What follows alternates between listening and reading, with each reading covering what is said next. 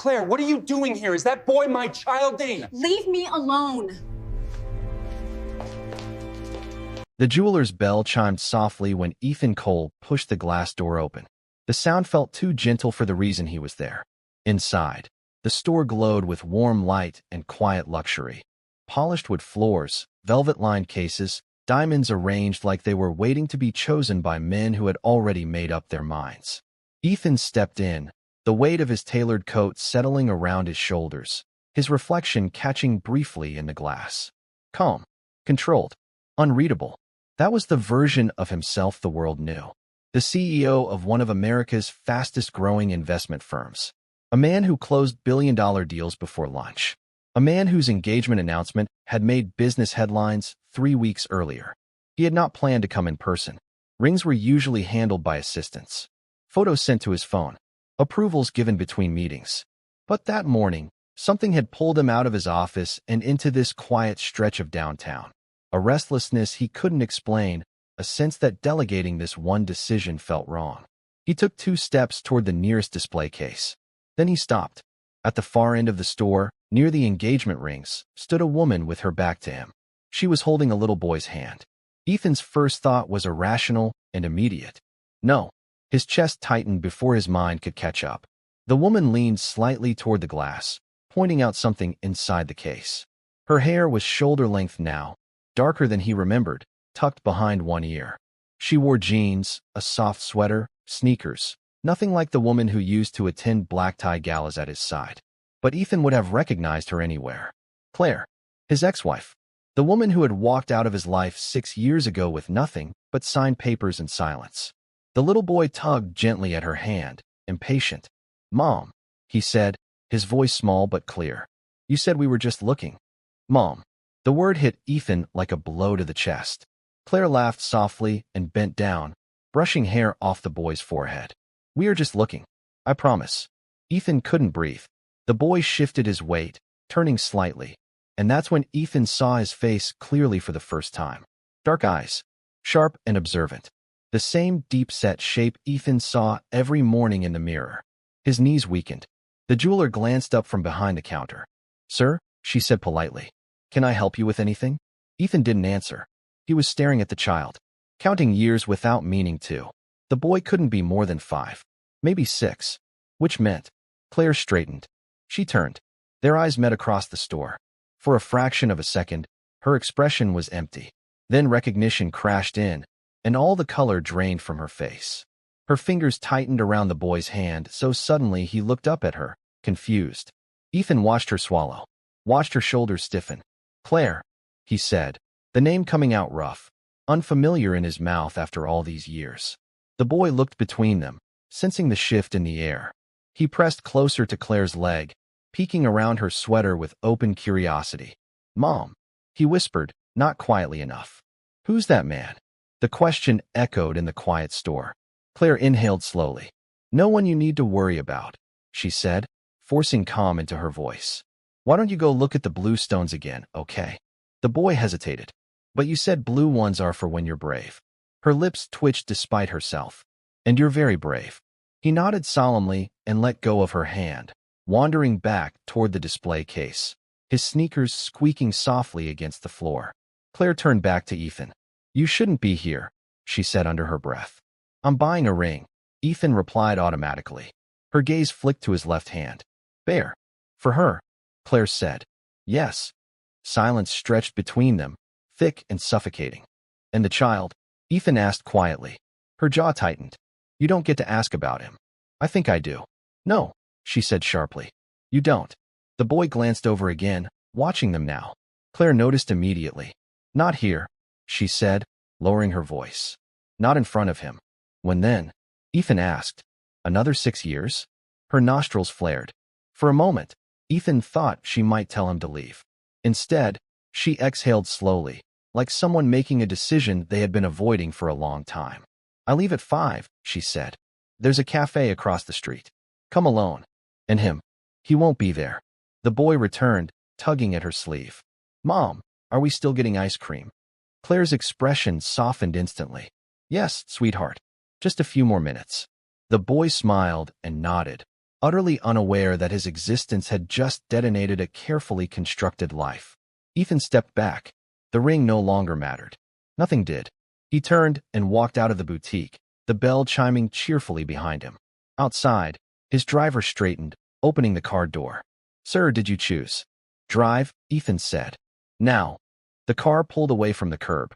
Through the tinted window, Ethan watched Claire exit the store minutes later. The boy skipped beside her, animated, talking about flavors. She listened, smiling, her hand resting lightly on his shoulder. She didn't look back. The cafe smelled like coffee and rain-soaked pavement. Ethan arrived early and took a seat by the window, his hands clasped tightly together. His phone buzzed with messages he ignored, his fiancée, his assistant, a reminder about a dinner he no longer cared about. At exactly 5, Claire walked in alone. She spotted him immediately and approached without hesitation. She sat across from him, folding her hands on the table like she was bracing herself. "You saw him," she said. "Yes." "That wasn't part of the plan." "There was never a plan," Ethan replied. "You disappeared. You let me disappear." The words landed cleanly. Ethan flinched. "I looked for you." "For 3 weeks," Claire said quietly. "Then your lawyers stopped calling." He had no defense. "How old is he?" Ethan asked. 5. His chest tightened. "My son." Claire's eyes flickered. "You don't get to claim him just because you saw him." "I'm his father." "You were my husband," she shot back. "And you didn't fight for that either." The memories rushed in. Accusations, board meetings, his mother's calm voice explaining why Claire was a liability. How trust could be misplaced. How love made men weak. "You believed them," Claire continued. "Over me. I didn't know you were pregnant. I found out 2 days after the divorce papers were signed." The air left his lungs. "You should have told me." "And said what?" she demanded softly. "That your mother threatened to erase my existence? That she told me my child would never have a place in your world?" Ethan stared at her. "She said if I stayed, she would make sure our child grew up marked," Claire said. "Illegitimate. Unwanted. A stain on your legacy." He remembered the exact phrasing. "Think of your future children." "What do you want now?" Claire asked. "Redemption. I want to know my son." She laughed bitterly. "And when the media finds out, when your fiancé's family pulls their support, when your board demands you choose." "I'll choose him." "You already chose once." Ethan swallowed. "I was wrong." Silence. Then Claire stood. "You can see him," she said. Slowly, carefully. "And the first time you disappear, the first time you choose your world over his safety, I'm gone." "I understand." "No," she said. "You don't. But you will." She slid a piece of paper across the table. "Tomorrow. Playground. 4 p.m. Ethan stared at it like it might vanish. "This doesn't fix anything," she added. "It just opens the door." She walked out. Ethan stayed where he was, staring at the paper in his hand. Tomorrow. For the first time in years, the future terrified him. Ethan didn't remember leaving the cafe. He remembered the paper in his hand, the way Claire's handwriting tilted slightly to the right like she'd been in a hurry. He remembered the scrape of her chair as she stood. He remembered the moment she walked out and never looked back. Again. Everything after that was blur and noise. His driver asked questions. Ethan didn't answer. His phone kept buzzing until it felt like the vibration had moved into his bones. By the time the car reached the glass tower that carried his name in brushed steel letters, Coal Capital, the sky had turned the color of cold metal. The lobby staff greeted him like nothing had changed. Ethan walked past them like he couldn't hear. The elevator ride to the top floor was silent except for his breathing. Tight, shallow, controlled. He stared at his reflection in the mirrored wall and didn't recognize the man staring back. CEO, fiancé, future husband, father. The last word didn't fit. Not yet. It jammed in his chest like something foreign, something that didn't belong, and yet there it was, impossible to ignore. When the doors opened, his assistant stood at the front desk with her tablet pressed to her chest, eyes nervous. "Mr. Cole, thank God. Your 6 o'clock with the parks has been moved to." "Clear my schedule," Ethan said, voice flat. She blinked. "Sir." "Everything," he repeated. "Tonight. Tomorrow morning. All of it." Her mouth opened and closed once. She tried again. "Your engagement dinner. Cancel it." "Your mother confirmed." "I don't care." Ethan snapped, then caught himself. He forced his tone lower. Controlled. "I'm not available." His assistant swallowed. "Your fiancé has called 5 times." Ethan stared past her toward the wall of windows behind his office. The city spread out below like a living circuit board. Lights, movement, purpose. Somewhere in that maze, a little boy was eating ice cream with rainbow sprinkles and asking questions he didn't know how to answer. "Don't pick up," Ethan said. "She's on line 1. The assistant whispered, already terrified. Ethan walked into his office anyway, shut the door, and sat behind his desk like it could anchor him. The phone rang again. He stared at it for 3 full seconds before answering. "Ethan," Madeline Hart said, breathless and angry. "Where are you? Everyone is waiting." He pictured her. Perfect hair, perfect dress, perfect smile. Not cruel exactly, just polished. Strategic. She came from the kind of wealth that didn't need to shout to be heard, and she'd learned early how to turn charm into leverage. "I'm at the office," Ethan said. "That's not an answer." Her voice sharpened. "You didn't show up. Your assistant said you canceled." "I did." A pause. Then, softer, dangerous. "Why?" Ethan's hand tightened around the phone. He could feel his pulse in his throat. Something came up. Something? Madeline gave a light laugh that wasn't amused. "Our engagement dinner is not something. This is our first public event as a couple since the announcement. My father had reporters there, Ethan." "I'm not coming," he said. Silence. Then her voice turned very calm. "Are you having doubts?" It wasn't a question. It was a diagnosis. Ethan looked at the framed engagement photo on his credenza, him and Madeline smiling as cameras flashed, her hand on his arm like she already owned the space beside him. He had looked like a man doing what was expected. "I'm handling a personal matter," Ethan said. "What personal matter is more important than our future?" The word future hit wrong. Ethan closed his eyes. He saw Claire's face when she turned and recognized him. He saw the boy's eyes. His eyes. "I'll call you later," Ethan said. "No," Madeline snapped. "Not later. Now." "What did you do?" Ethan's jaw tightened. "This isn't about what I did." "It always is," she said, then caught herself. Her tone shifted back to composed. "Ethan, I'm trying to understand. If there's a problem." "There is," he said. Another pause. He heard the smallest hitch in her breath. "Is this about your ex?" Ethan's eyes opened. "How?" Madeline exhaled slowly. "Your mother called my father 10 minutes ago. She said you were being emotional and unpredictable, and that someone from your past had appeared. She didn't say her name, but I'm not stupid." Ethan's grip tightened until his knuckles whitened. His mother. Of course she knew. Nothing moved in Ethan's life without his mother sensing the tremor in the air and stepping in to control it. "This isn't your father's business," Ethan said. "It becomes our business when you humiliate my family," Madeline replied, voice firm now. "Ethan, if you're about to sabotage what we're building." "What we're building?" Ethan repeated, the bitterness surprising him. "You mean the partnership?" Madeline's silence lasted just long enough. Then she said, very evenly, "Don't be dramatic." There it was. Not denial. Not hurt. Just strategy. Ethan's throat tightened. "I'll call you when I'm ready." "You don't get to freeze me out," she said. And for the first time, the polish slipped. "If you're backing out of this engagement, you will tell me to my face." Ethan stared at his desk. "I'm not having this conversation right now. You're going to regret." He ended the call. His phone rang again immediately. A different number. He stared at it, already knowing. He answered anyway. His mother's voice slid into his ear like cold silk. "Where are you?" Ethan leaned back in his chair. "At the office." "You missed dinner," Evelyn Cole said. It was not a question. Madeline's father called me furious. He said reporters were present. He said you embarrassed their family. Ethan didn't speak. Evelyn continued, calm and sharp. "What happened today?" Ethan stared out the window. The city lights were coming on, one by one, like someone was drawing a map of consequences. "I saw Claire," he said. Silence on the other end. Absolute. For a moment, Ethan allowed himself to picture his mother's face. Perfect posture, expression composed, eyes like glass. A woman who could destroy someone with a phone call and sleep peacefully afterward.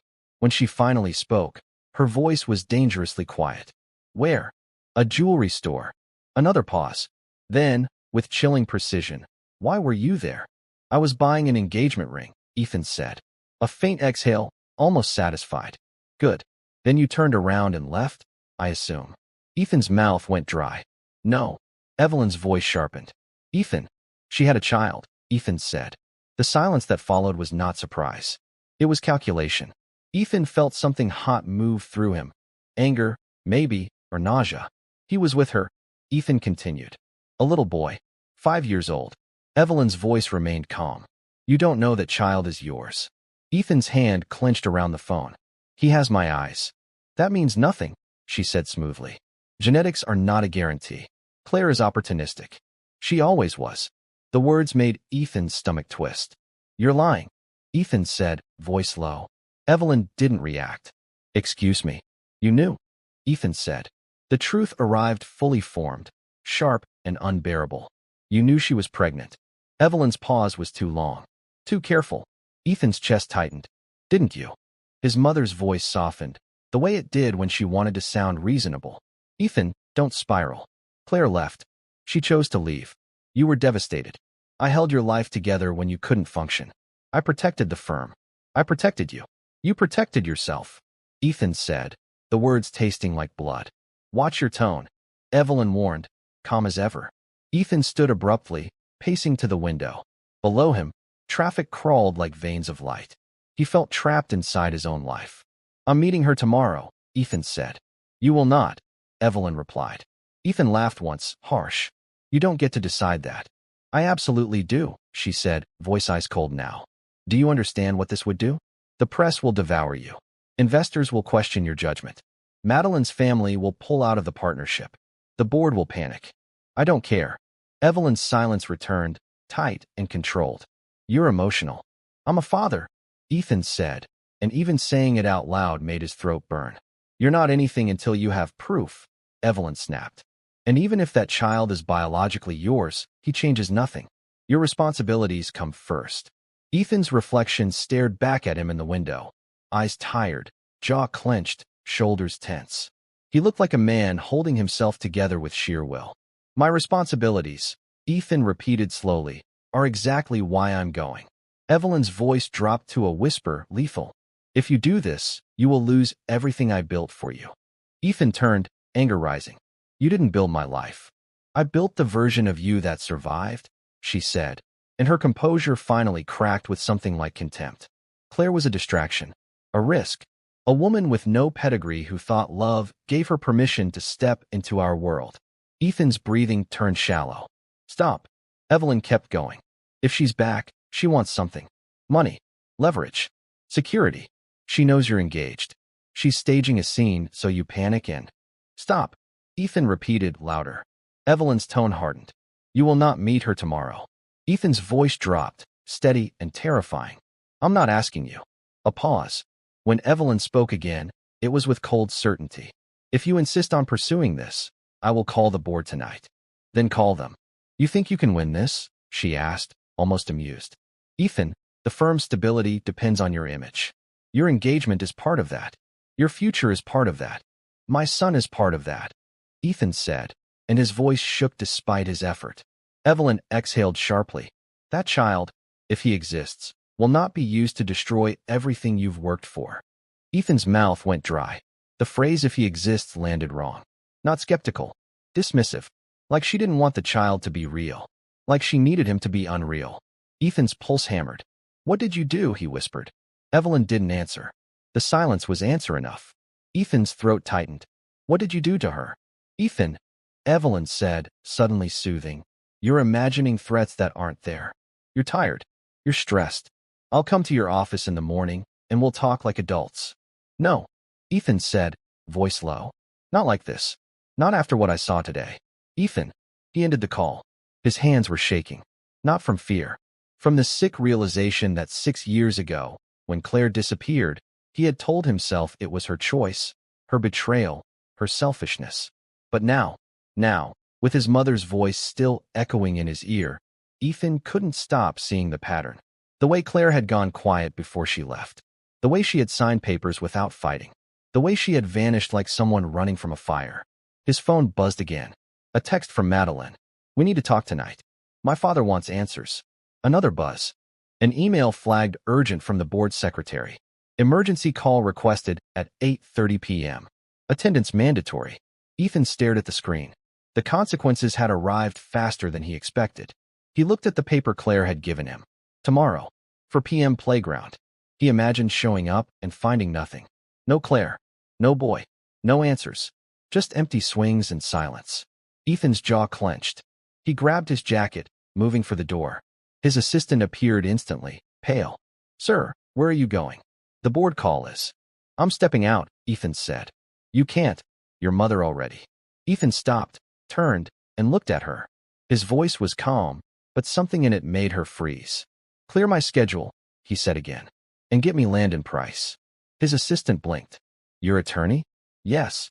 "Sir, he's in D.C. "Then wake him up," Ethan said. "I want him on the phone in 10 minutes. His assistant swallowed and nodded, already dialing. Ethan walked into his office and shut the door behind him.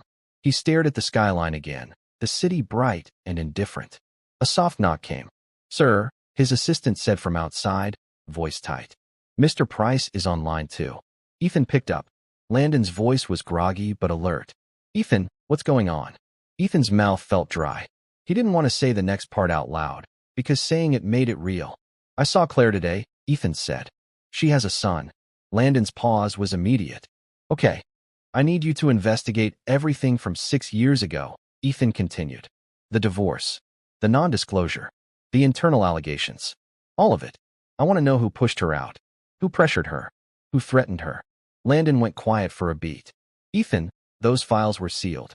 "Unseal them," Ethan said. "Some of that was handled through your mother's legal team." "Then start there," Ethan said, and his voice sharpened. "And Landon, listen carefully. If anyone fabricated anything, if anyone used my name to ruin her, I want proof." Landon's breathing changed, like he understood the danger. "You're talking about your mother." "I'm talking about the truth," Ethan said. On his desk, the emergency board call reminder flashed again. 8:30 p.m. Ethan stared at it. Tonight, the firm would try to pull him back into line. Tomorrow, he would meet the child who might be his. And somewhere between those two moments, Ethan realized he was standing on the edge of a life he could not return to.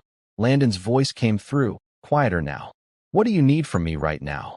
Ethan looked down at Claire's paper, at the address and time. Then he looked back at the board email. He felt the pressure building. Tight, suffocating, familiar. But beneath it, something else was rising. Something he hadn't felt in years. Defiance. "I need you to be ready," Ethan said. "Because I'm about to make enemies." A beat. Then Landon said, "Ethan, the board call starts in 15 minutes. If they smell instability, they'll move fast." Ethan's phone buzzed again. This time, it was an unknown number. He stared at it. His gut tightened. He answered. A man's voice. Controlled. Professional. Dangerous. "Mr. Cole," the voice said. "This is Graham Voss, chairman of your board." Ethan's spine went rigid. "We need to talk," Voss continued. "Right now." Ethan's mouth went dry, because he could hear it in Voss's tone. This wasn't a meeting. It was an ambush. And Ethan suddenly understood something clearly. His mother hadn't just made phone calls. She had started a war. The board call began without pleasantries. Ethan sat alone in his office, jacket off, sleeves rolled up, the city darkening beyond the glass. His laptop screen filled with faces. Men and women who had known him for years, who had backed him, praised him, profited from him. Tonight, none of them looked friendly. At the center was Graham Voss, chairman of the board. Gray-haired, sharp-eyed, a man who had survived 3 corporate collapses by knowing exactly when to cut loose. "Ethan," Voss said evenly, "we've had several concerning calls tonight." Ethan didn't respond. Voss continued. "Your engagement dinner was canceled without explanation. The Hart family is furious.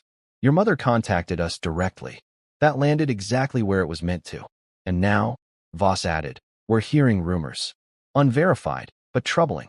Ethan leaned back in his chair. "About my personal life. About your judgment." Another board member cut in. Susan Hale, CFO, her mouth tight. "You've been volatile today." Volatile. Emotional. Unstable. The same words, recycled. Ethan clasped his hands together, steadying them. "If you're going to discuss my fitness as CEO, do it openly." Voss studied him for a long moment. "Very well. Are the rumors true?" "Which rumors?" "That you encountered your ex-wife today," Voss said, "and that there may be a child involved." The silence afterward was deafening. Ethan felt something inside him harden. "Yes," he said. Susan Hale's eyebrows lifted. "You're acknowledging this on record?"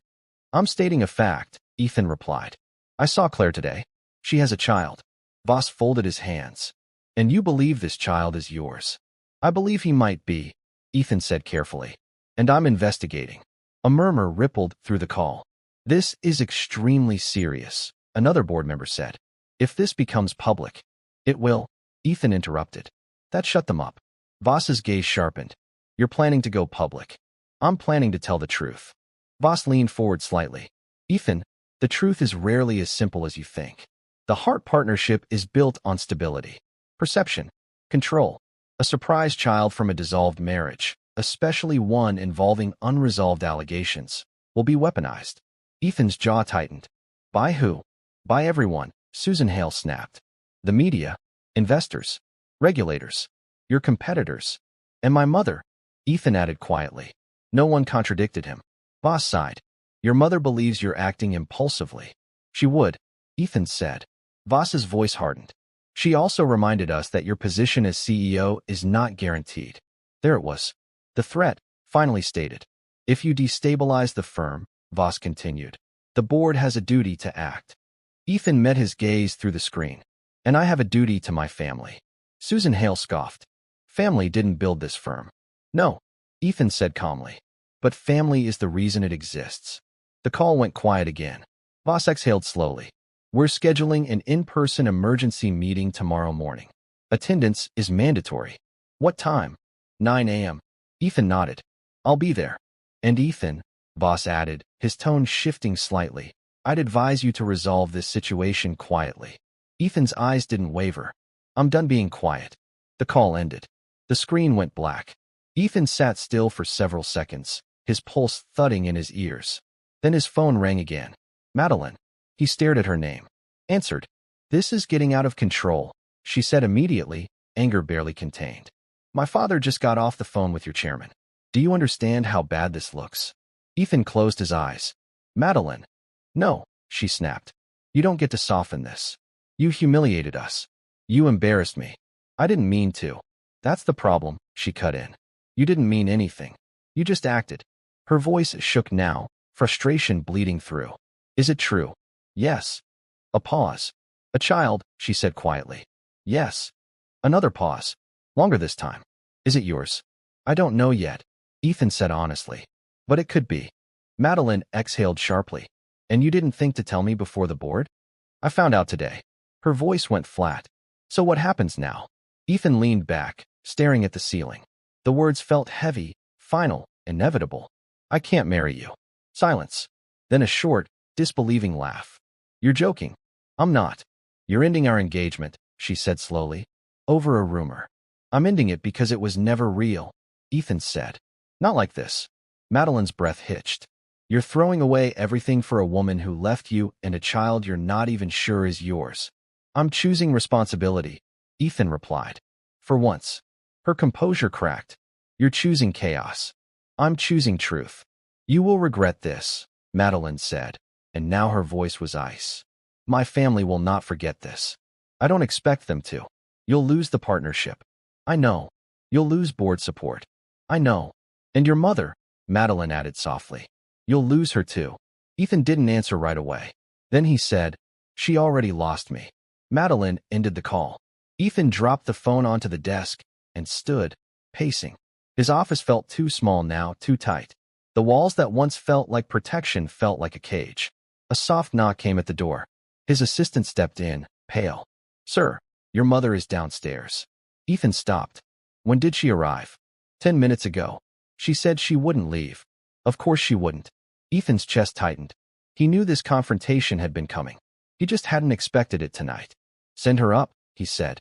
Minutes later, Evelyn Cole walked into his office like she owned it, which, in many ways, she did.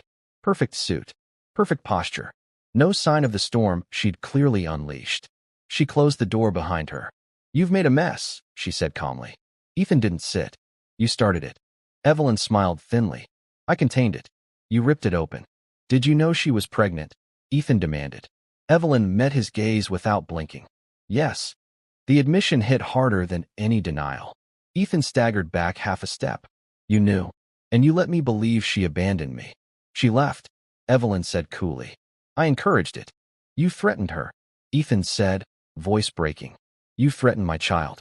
Evelyn's expression hardened. I protected you. You destroyed my marriage. You were weak, Evelyn snapped. You were in love and blind.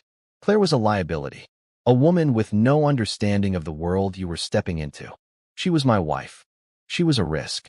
Ethan laughed, bitter. And my son. Evelyn's lips pressed together. An inconvenience. The words sucked the air out of the room. Ethan's hands curled into fists. Say that again. Evelyn stepped closer, unafraid. If that child is yours, he complicates everything. Your image. Your future. Your legacy. My legacy, Ethan said quietly, is not your property. Evelyn scoffed. Everything you have is because of me. No, Ethan said. Everything I lost is because of you. Evelyn inhaled sharply. If you proceed with this, she warned, I will make sure the board removes you. Then do it. Evelyn stared at him, truly seeing him for the first time. You would give up your company.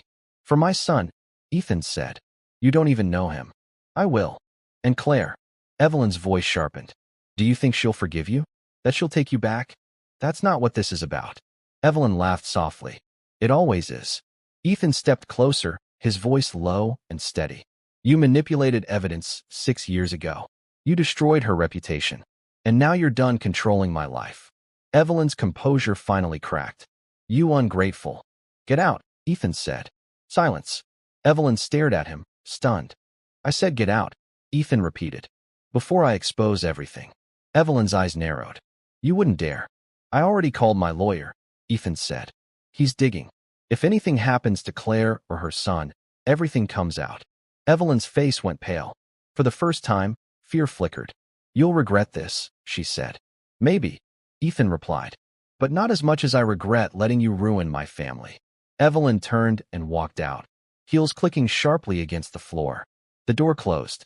Ethan exhaled, shaky and exhausted. His phone buzzed again. A message from Landon Price. I found something. Call me. Now. Ethan called Landon immediately. Talk to me. Ethan, Landon said, voice tight. Your mother wasn't just involved. She orchestrated everything. Threats. Legal pressure. A fabricated NDA. Claire didn't disappear. She was forced out. Ethan closed his eyes. And the child? Landon hesitated. There's medical documentation. Prenatal records dated during your marriage. She was pregnant when she left. Ethan's chest constricted. It's yours, Landon said quietly. The truth settled in, heavy and irreversible. Ethan leaned against his desk, breathing hard. Tomorrow at 4. Playground. His son. And now the war was no longer hypothetical. It had names. Documents. Proof. Ethan opened his eyes, resolve burning through the fear. Get everything ready, he said. Because tomorrow, I stop running. Ethan didn't sleep. He lay on the couch in his office with the lights off, the city glowing faintly through the glass, his mind replaying the same images over and over. Claire's face in the jewelry store, the boy's eyes, his mother's voice saying an inconvenience. By the time dawn broke, he had already made the decision. At 7:12 a.m., Ethan sent a single email. Subject, statement. Recipients, Board of Directors, Legal, Communications. Effective immediately, I am canceling my engagement to Madeline Hart. I will make a personal statement later today. Any press inquiries are to be routed through me. He stared at the screen for a moment after hitting send. No regret. His phone began ringing almost immediately. He ignored it. At 8:30 a.m., his assistant knocked, visibly shaken. Sir, the Hart family is demanding an explanation. Your mother is on line 3. The board meeting has been moved up to 8:45. Ethan stood, straightened his jacket, and picked up his phone, not to answer calls, but to send one final message. To Madeline, I'm sorry for the public fallout. This engagement was never fair to you. I won't lie to protect appearances anymore. He didn't wait for a response. At 8:45, Ethan walked into the boardroom. Every seat was filled. The tension was thick enough to taste. Graham Voss sat at the head of the table, flanked by Susan Hale and 2 outside directors. Evelyn Cole sat 3 seats down, posture rigid, expression carefully neutral. No one spoke until Ethan took his seat. Let's not waste time, Voss said. Ethan, your actions in the last 12 hours have destabilized the firm. Ethan nodded once. I know. Susan Hale slid a tablet across the table. Stock futures are already reacting. The heart partnership is effectively dead. I expected that, Ethan said. A murmur rippled through the room. Voss leaned forward. You don't seem to understand the gravity of this. I do, Ethan replied calmly. I just don't agree that avoiding scandal is worth continuing a lie. Evelyn's jaw tightened. This isn't about morality, Susan snapped.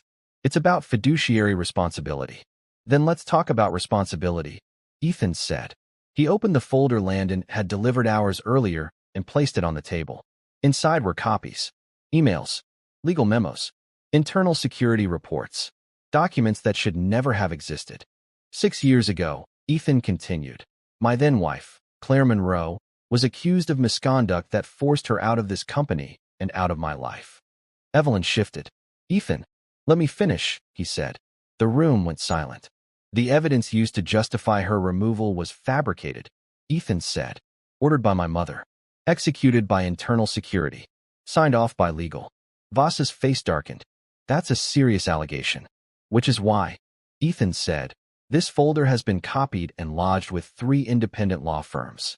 If anything happens to Claire or her child, it becomes public. Susan Hale's face drained of color. Child.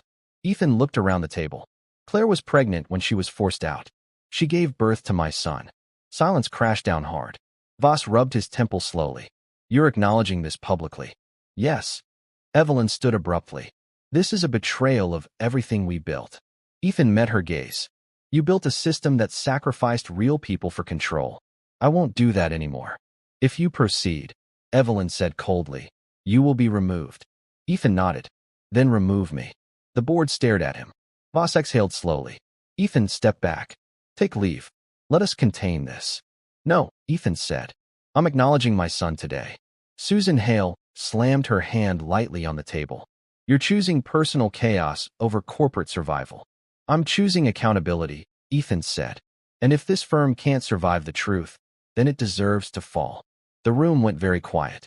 Voss leaned back. We'll need time. You have until noon, Ethan said. After that, I release my statement. Evelyn stared at him like she was looking at a stranger. You'll destroy yourself, she said. Ethan stood. I already let you destroy me once. He walked out. At 12:07 p.m., Ethan stood alone in his office, camera set up on his desk, press release drafted and ready. His phone buzzed. Claire. He froze, then answered. I'm about to walk into a mess, he said. Claire's voice was steady but tight. I saw the news alerts. I'm going public, Ethan said. About him. About everything. A pause. You don't have to, she said quietly. You can still walk away. I won't, Ethan replied. Not again. Another pause. Then, you understand what this means. Yes. It will follow him, she said. People will dig. They'll speculate. They'll judge. I'll shield him, Ethan said. As much as I can. Claire exhaled slowly. Then understand this. You don't get access just because you're being brave now. I know. You hurt me once, she said. I won't let you hurt him. You won't have to, Ethan said. I swear. Silence. Then she said, meet us at the playground. 4 o'clock. This doesn't change that. I'll be there. She hung up. Ethan stared at the phone for a long moment. Then he turned on the camera. The statement was everywhere within minutes. I recently learned that I have a son from my previous marriage. His mother and I have agreed to prioritize his well-being above all else. Any allegations made against her in the past were false and will be formally addressed. I take full responsibility for the choices I made then and now. The internet exploded. Speculation. Headlines. Analysis. By 1 o'clock, Ethan had officially lost the heart partnership. By 2, the board had issued a statement distancing themselves, pending review. By 3, his mother had not called. At 3:30 p.m., Ethan stood at the edge of a small neighborhood playground. No security. No press. Just him. Children ran past, laughing, oblivious to corporate implosions and legacy wars. At exactly 4, Claire arrived. The boy was with her. Ethan's chest tightened. The child wore sneakers with flashing lights and clutched a small plastic dinosaur. He stopped when he saw Ethan. That's him, the boy said quietly. Claire crouched. Yes. The boy studied Ethan carefully. Are you the man who makes mommy sad? The question cut deep. Ethan swallowed and knelt so he was eye level.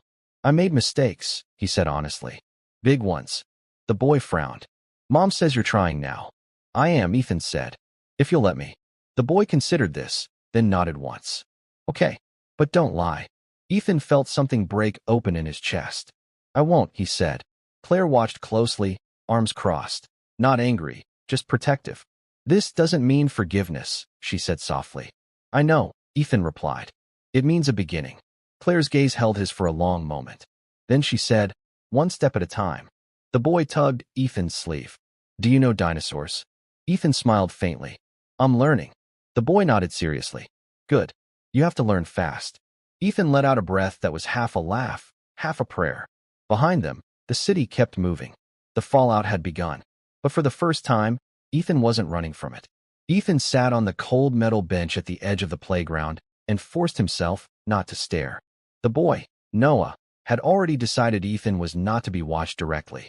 He ran back and forth between the climbing structure and the slide, plastic dinosaur clutched in one hand, sneakers flashing red and blue with every step. He did not look at Ethan once. Claire noticed. She always noticed. He needs time, she said quietly, standing beside Ethan but not touching him. He's processing. I understand. Ethan replied, though every instinct in him wanted to move closer, to say something that would bridge the gap faster than it deserved to be bridged. Noah climbed the steps of the slide, stopped at the top, and looked down at them. You said you wouldn't lie, he called. Ethan nodded. I won't. Noah stared for a moment longer, then slid down, landing hard on the mulch with a laugh. He jumped up and ran toward Claire, not Ethan. Claire crouched immediately, arms open. Noah crashed into her, pressing his face into her shoulder like he needed to re-anchor himself. Ethan looked away. The ache in his chest wasn't jealousy. It was recognition. He had missed this. Claire glanced at him over Noah's head, her expression unreadable. Not cruel, not kind, just honest. This is what you're stepping into, she said softly. You don't get to replace anything. You earn space. I know, Ethan said. I'm not trying to take anything from him. Claire straightened as Noah ran off again. Good. Because the moment he feels like he has to choose, we're done. Ethan nodded once. Understood. They watched Noah for a few minutes in silence. Ethan's phone buzzed in his pocket. He ignored it. Then it buzzed again. Claire glanced at him. You might want to check that. Ethan hesitated, then pulled it out. His jaw tightened. A text from Graham Voss. Board has voted. Emergency session tonight. Your position is under formal review. Ethan exhaled slowly. Claire noticed the shift in his posture. That bad? Yes. She studied him. And you're still here. I said I would be. Noah suddenly ran toward Ethan and stopped short, holding out the plastic dinosaur like a weapon. Do you know what kind this is? Ethan crouched, careful not to crowd him. I don't. Noah squinted. It's a T-Rex. But this one is special. Why? Because he protects small dinosaurs. Ethan's throat tightened. That sounds like a good one to be. Noah considered him, then nodded. You can hold him. Ethan took the dinosaur carefully, like it might break. Gently, Noah warned. I will. Noah watched closely as Ethan handed it back. Then, without warning, Noah climbed onto the bench beside him, close enough that Ethan could feel the warmth of his small body through his coat. Claire stiffened, but didn't intervene. Noah leaned in and whispered, Are people mad at you? Ethan froze. Some are, he said honestly. Why? Because I told the truth. Noah frowned. Mom says telling the truth is good. It is, Ethan said, even when it's hard. Noah looked at his sneakers, swinging his legs. Sometimes kids at school don't like when I tell the truth. That happens, Ethan said. But the right people will stay. Noah nodded slowly, absorbing this. Then he jumped down and ran off again, dinosaur held high. Claire let out a breath she hadn't realized she was holding. That went better than I expected, she said. For now, Ethan replied. She looked at him sharply. Don't get ahead of yourself. I'm not. Claire studied him for a long moment. You look different. I am. That doesn't mean I trust you. I wouldn't if I were you. Her lips pressed together, then curved almost imperceptibly. Almost. By the time the playground emptied, the sky had begun to dim. Noah grew quieter, his energy fading. He leaned into Claire's side, thumb in his mouth, dinosaur tucked under his arm. He's tired, Claire said. We should go. Ethan stood immediately. Of course. They walked together toward the parking lot. Noah stopped suddenly and turned to Ethan. Are you coming back? Ethan knelt. If your mom says it's okay. Noah looked up at Claire. She hesitated, then nodded. We'll see. Noah accepted this, satisfied, and climbed into the back seat. Claire closed the door and turned to Ethan. This doesn't change overnight, she said. I know. You don't show up unannounced. I won't. You don't bring gifts to make him like you. I wouldn't. And you don't make promises you can't keep. Ethan met her eyes. I won't. She studied him, then handed him a folded piece of paper. My number, she said. The one you're allowed to use. Allowed, he repeated. Yes, she said calmly. Earned. She got into the car and drove away. Ethan stood there until the taillights disappeared. Only then did his phone explode. Calls. Messages. Alerts. He answered one. Landon. They're moving fast, Landon said without preamble. Your mother is pushing for an interim CEO vote. Ethan closed his eyes. Let them. This could cost you control of the firm. I know. And if that happens, I'll survive, Ethan said quietly. A pause. Are you sure about this? Landon asked. Ethan pictured Noah's serious face. The dinosaur. The quiet trust that had taken years to earn and seconds to lose. Yes, Ethan said. I am. That night, Ethan went home alone. The penthouse felt cavernous and empty. He stood in the kitchen staring at the polished counters, at the wine glasses that had never been used, at the engagement invitation proofs still stacked neatly on the table. He picked them up and dropped them into the trash. His phone buzzed again. A message from Claire. He asked if you'd really come back. I told him yes, if you keep choosing him. Ethan stared at the screen, then typed back.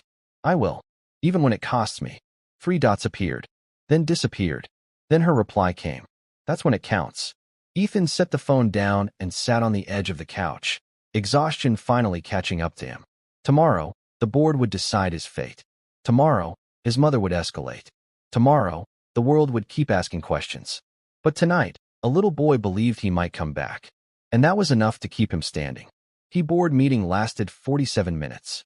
That was all it took to decide the fate of a man who had built the company over 15 years. Ethan stood at the head of the long conference table, hands resting flat against the polished surface, listening as Graham Voss read the final decision in a voice stripped of sentiment. Effective immediately, the board has voted to remove you as acting CEO of Coal Capital, pending further review. An interim leadership committee will be installed. No gasps. No raised voices. Just the quiet sound of power changing hands. Ethan nodded once. I understand. Susan Hale cleared her throat. This is not permanent. It doesn't need to be, Ethan said calmly. That surprised them. Voss studied him carefully. You're willing to walk away. I already have, Ethan replied. Evelyn Cole sat rigid in her chair, lips pressed thin. She had not spoken once during the meeting. She had fought behind the scenes, calls, leverage, pressure, but now that the vote was done, she looked almost diminished. You're making a mistake, she said finally. Ethan turned to her. No, he said quietly. I made the mistake 6 years ago. He gathered his folder, nodded once to the room, and walked out. No one followed. By noon, the headlines were everywhere. Billionaire CEO steps down amid personal scandal. Coal Capital faces uncertainty after leadership shakeup. Secret child, broken engagement, board revolt. Ethan didn't read them. He packed his office in silence. Awards into boxes. Frame covers into storage. He left the view behind. By 2 o'clock, he was gone. Claire found out from a neighbor. She stood in her kitchen, phone in hand. Noah sitting at the table coloring dinosaurs. He lost his job? She asked quietly. Yes, Ethan said on the other end of the line. A pause. Because of us. Because of me? Ethan corrected. I chose not to hide anymore. Claire exhaled slowly. You didn't have to burn everything down. I did, Ethan said. If I wanted this to be real. Silence. Then, are you okay? He smiled faintly. Ask me again in a year. Another pause. Noah asked about you this morning. Ethan's chest tightened. What did he say? He wanted to know if you still come back when people are mad at you. Ethan closed his eyes. What did you tell him? That grown-ups have to prove who they are, Claire said. Over time. I'll do that, Ethan said. I know, she replied. The next weeks were quieter. Painfully so. Ethan moved out of the penthouse and into a small apartment closer to Claire's neighborhood. Not too close. Close enough. He attended therapy for the first time in his life. He spoke publicly, carefully, about accountability. He cooperated fully with investigations into the falsified allegations against Claire. Formal apologies were issued. Settlements followed. His mother withdrew from public view. They did not speak. Not once. Noah saw Ethan every Saturday. At first, he was cautious, curious but guarded, always checking Claire's face before leaning too far in. Ethan never rushed him. They built Lego dinosaurs, read books about space, sat on the floor drawing things that didn't make sense. One afternoon, Noah looked up suddenly and asked, "Are you rich?" Ethan blinked. "I was." Noah frowned. "What happened?" "I chose you." Noah thought about this very seriously. Then he nodded. "Okay." That was all. Months passed. Trust grew slowly. Claire watched everything. She did not forgive easily.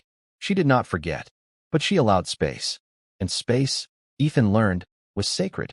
One evening, after Noah fell asleep on the couch between them during a movie, Claire spoke without looking at Ethan. "You know this doesn't mean we fix us." "I know," Ethan said. "But it means you're not leaving," she continued. "No," he said. "I'm not." Claire glanced at him, eyes soft but wary. "That matters." It wasn't a promise. But it wasn't rejection either. A year later, Ethan stood at the edge of the same playground where everything had begun. Noah ran toward him, laughing, dinosaur long since replaced by a soccer ball. "Dad," Noah shouted, unfiltered, unafraid. Ethan caught him, spun him around, heart full in a way no boardroom victory had ever given him. Claire watched from the bench. Their eyes met. This time, she smiled. Not forgiveness. Not yet. But recognition. Ethan knew the truth now. Power could be rebuilt. Money could be regained. Reputation could be repaired. But the greatest thing he had ever built wasn't a company. It was trust. And this time, he was willing to earn it, one ordinary day at a time.